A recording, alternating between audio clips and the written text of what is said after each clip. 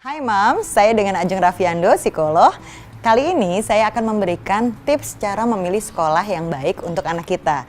Banyak orang tua yang bingung, milihnya kayak gimana sih Mbak ya? Kurikulumnya seperti apa atau jaraknya bagaimana?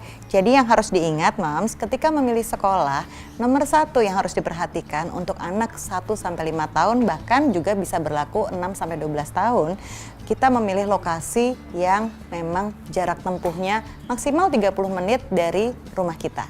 Mengapa demikian? Karena anak balita tentunya akan masih punya banyak kebutuhan dan ketika dia misalnya jaraknya panjang akan membuat dia merasa tidak nyaman dalam perjalanan tersebut.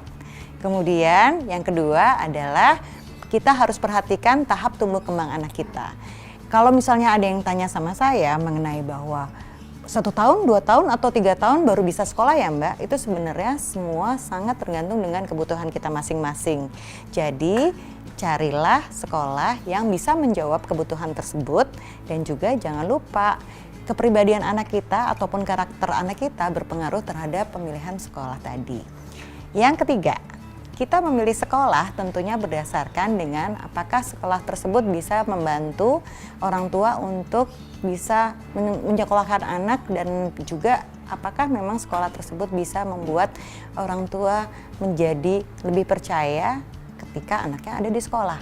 Yang saya maksud adalah misalnya orang tua ingin menanamkan nilai kemandirian pada anak. Jadi carilah sekolah yang juga bisa membantu hal tersebut. Dan yang terakhir tentunya visi dan misi sekolah harusnya sejalan dan selaras dengan kebutuhan dari orang tua. Jadi nilai-nilai yang ada di keluarga ataupun di rumah seharusnya juga bisa diterapkan dengan di sekolah.